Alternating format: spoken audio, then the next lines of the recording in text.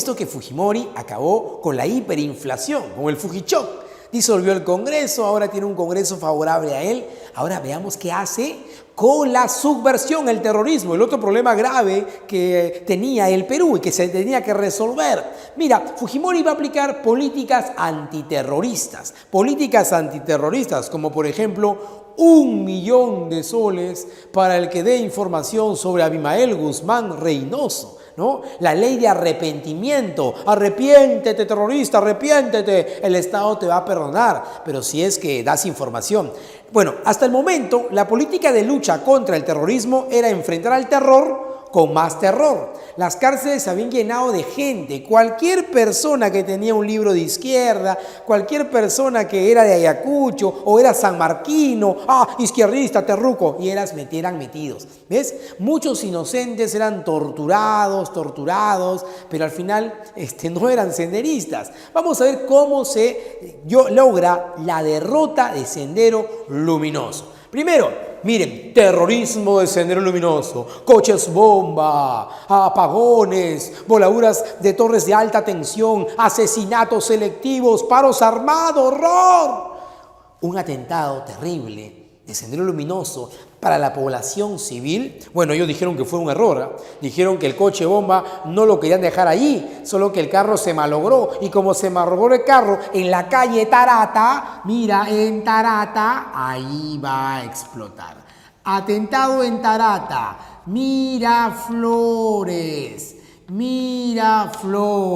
Esto pues causó la indignación de toda Lima. Ya habían matado miles de campesinos, miles de peruanos en la sierra, en Ayacucho, en Huancavelica, en Apurímac, ya habían muerto. Y acá murieron, mira, ciudadanos miraflorinos, Pituquito, ¿no? Eso va a causar indignación en todo Lima. ¿Cómo responde el gobierno de Fujimori? Fujimori va a crear un grupo paramilitar llamado el grupo Colina. Te dije, ¿cómo responden al terror? Con más terror. Tú me atacas, yo también te ataco, pero yo, Estado peruano, no puedo matarte. Tengo que detenerte y meterte a la cárcel. Pero te detengo, te meto a la cárcel, te torturo, pero tú no hablas. Porque los subversivos pues tenían una ley de oro, ¿no? No hablar, morir antes de hablar. Bueno, la cosa es que el Estado crea el grupo Colina, un grupo paramilitar, ¿ves? Que va a tener como objetivo aniquilar senderistas. Y no solo senderistas, también gente que se opone al gobierno de Fujimori. El grupo Colina entonces aplica una política del terror. Eran miembros del servicio de inteligencia del ejército dirigidos por Martín Rivas, ¿ya? Y se va a demostrar pues que recibían órdenes de Vladimiro Montesinos y de Fujimori. El grupo Colina, ¿qué hace? Mira, la matanza de Barrios Altos. Profe, ¿qué es eso? Hubo una pollada de trabajadores que vendían helados. El grupo Colina informa, sí, reunión senderista, esta es la dirección, sí, entren y maten. Entra el grupo Colina, era la pollada, estaban tomando los borrachitos. Soy muchacho provincial. Y de repente entran hombres con pasamontañas armados. Oye, ¿qué pasa acá? Halloween, ¿qué tienen? Y estos hombres que entran empiezan a matar a todos. Todos los borrachitos al suelo. Una señora, un niño salió, papá, y plum, también lo mataron al niño. Imagínate, la matanza de Barrios Altos. Supuestamente habían aniquilado a una reunión senderista, pero se equivocaron. La reunión aparentemente era en el segundo piso. Habían matado a gente inocente. Matanza de Barrios Altos. ¿Ves? Y nadie sabía quién era. ¿Quiénes eran esos hombres que han entrado a matar? Son terroristas. Era el grupo Colina. Respuesta del grupo Colina al atentado de Tarata y Miraflores. La bomba, plum, que mató mucha gente. Terrible. ¿Sabes cuál fue su respuesta? El llamado crimen de la cantuta. El crimen de la cantuta. Profe, ¿cómo es eso? Bueno, información de inteligencia decían que los senderistas que habían puesto la bomba de Tarata estaban en la Cantuta, eran universitarios de la Cantuta y vivían allí en la residencia universitaria. La universidad como San Marcos te da almuerzo, te da desayuno, te da cena, te da movilidad y encima si eres de provincia te da casa. Igual la Cantuta en estas épocas. Entonces la información era que en la Cantuta, en la residencia universitaria, habían senderistas. El grupo Colina entra. Te cuento que para esto ya las universidades habían sido intervenidas por Fujimori. Fujimori entra a San Marcos. Entra a San Marcos, te cuento, entra a San Marcos y los sanmarquinos lo recibieron con polo blancos. Adelante, presidente, adelante. Y estos que lo recibieron sacan huevos y le avientan huevos a Fujimori. ¡Pla! ¡Fuera de San Marcos! ¡Fuera! Y lo botaron a Fujimori. Fujimori, ¿qué hace? Manda toda la Fuerza Armada y toman San Marcos. Toman la Cantuta, toman la UNI, van a tomar todas las universidades. ¿Por qué? Porque supuestamente ahí estaban infiltrados los senderistas, ¿no? Los subversivos, los terroristas. Bueno, la Cantuta estaba intervenida. Son los militares los que dejan entrar el camión con los del Grupo Colina. Con pasamontaña despiertan a todos los estudiantes, los sacan con pijama, sin zapato y había un soplón que decía él. Por ahí dijo él. Y ya lo estaban metiendo a la tolva del camión. No, me equivoqué, él no. Imagínate, se salvó. Así señaló a los estudiantes y a un profesor. Se los llevan en el camión y ¡bum!, lo sacan esa madrugada de la Universidad La Cantuta. Y nunca más aparecieron. Bueno, después aparecieron sus cuerpos y después se enteraron que fue un atentado del Grupo Colina. ¿No? Ellos decían que eran terroristas, así que tenían que morir. Los van a torturar y lo van a matar. ¡Pam, pam, pam! Balas en la cabeza. ¡Plam, plam, plam!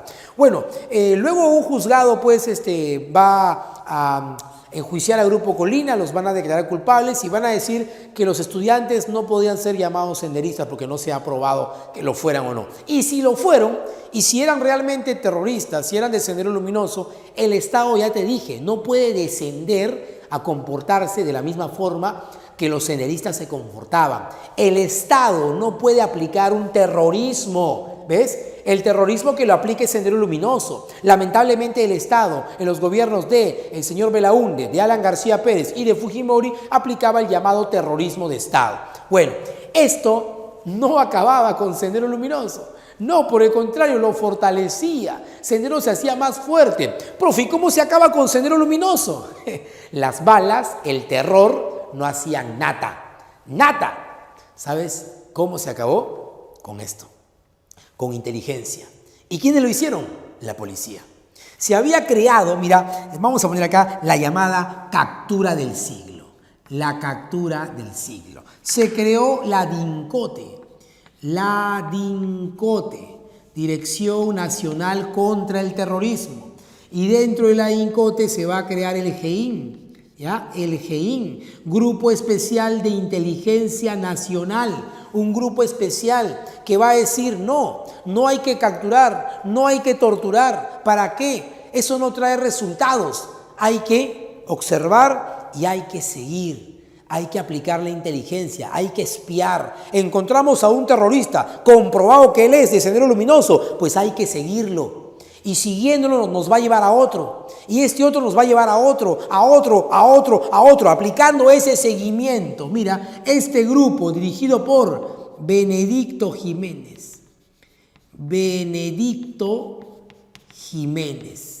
Él era el hombre, Benedicto Jiménez.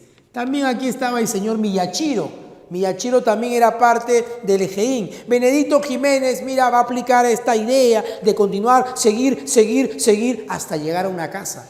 Sí, ahí van a encontrar en esa casa, ahí había estado Abimael Guzmán con los miembros de la cúpula senderista. Aparece un video, le sale a Abimael Guzmán bailando sorba al griego, ¿ves? Se dan cuenta que existe. Abimael Guzmán está cerca. Siguen con esa continuidad, siguen persiguiendo personas y van a llegar a la casa de Garrido Letka, ¿bien? Y allí estaba Abimael Guzmán Reynoso. Bien, entonces, cuando ya están seguros que estaba Abimael Guzmán Reynoso allí, ingresan a la casa y lo capturan. Profe, ¿cómo van a estar seguros? Porque observan, pues vigilan, ven la basura, sabían que Abimael Guzmán sufría de psoriasis, ven que hay medicinas, compran más pan, compran más alimentos, compran truzas grandes, están siguiendo lo que hacía Maritza Garrido Leca, ¿ves? Con su esposo Inchaustegui. Ellos se hacen pasar por basureros, lo de Geín, se hacen pasar por los que recogen la basura para que se lleve la basura. Una pareja de lo de Geín eran enamoraditos, no eran enamoraditos, se hacen pasar como enamorados y chapan ahí para que no se den cuenta de que los estaban espiando, ¿ves? Al final esa pareja se enamoró y se volvieron en esposos, imagínate, qué lindo, qué romántico, ¿no? La cosa es que entran a la casa en Surquillo, ingresan y bingo, ahí estaba el cachetón. Ahí estaba Abimael Guzmán Reynoso, conocido como el presidente Gonzalo, capturado sin ninguna bala, solo con inteligencia. La captura del siglo. Profe, ¿Fujimori sabía de esto? Fujimori estaba en la selva pescando, ¿ves? Vladimiro Montesinos estaba tomando en una embajada. Fujimori no apoyó a la policía, no apoyaba a la DINCOTE, no apoyaba al GEIN. ¿Me entiendes? No los apoyaba. Él aplicaba su política del terror con el grupo Colina. Así que podemos decir entonces que Fujimori no tiene mucho que ver en esta captura del siglo. Pero obvio, apenas se entera, Fujimori viene a Lima, le arrebata a Abimael Guzmán al GEIN y lo presentan en una cárcel como un león, ¿no? Con este uniforme de rayas, y sale Abimael Guzmán gritando, ¿no? ¡Viva el pensamiento Gonzalo! No, que yo caeré, pero esto no caerá, ¿no? Y sigue gritando. Bueno, profe, ¿y qué hicieron con los del GEIN? Los condecoraron, supongo, ¿no, profesor? Los condecoraron, a Benedicto Jiménez lo habrán, ¿no?, ascendido. No, te dije, Fujimori se apodera de Abimael Guzmán y se apodera de la captura. El pueblo va a decir viva Fujimori. ¿Y sabéis qué hizo con los del GEIN? Los desapareció.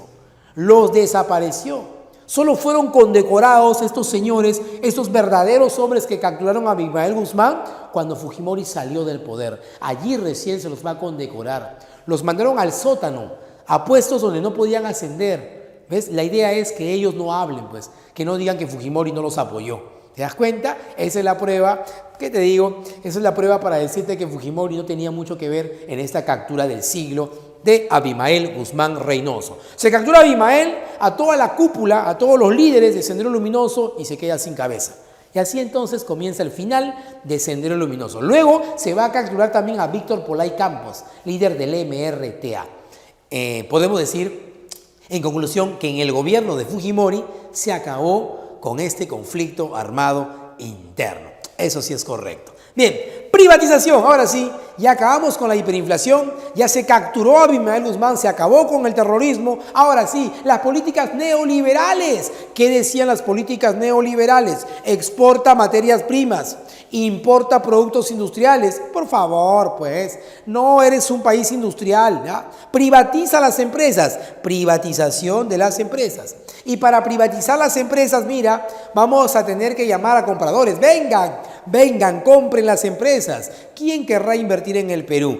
Empresas que estaban en bancarrota y encima sufríamos una guerra, ¿no? Vengan, ya hay paz. Va a haber flexibilización laboral. No van a pagar derechos laborales. Sí, vamos a despedir a nuestros trabajadores, los vamos a liquidar y ustedes van a tener nuevos trabajadores. Mira, va a haber tercerización. Ustedes no los van a contratar directamente, así que ustedes no van a pagar gratificación, no van a pagar escolaridad, no van a pagar vacaciones, nada. Así que vengan, inviertan. ¿Ves? Encima, exoneraciones tributarias. Compren estas empresas. Encima, precios de remate, baratos. Así, ¿quién no va a querer invertir? Pues esa política de privatización se hizo mal, con corrupción.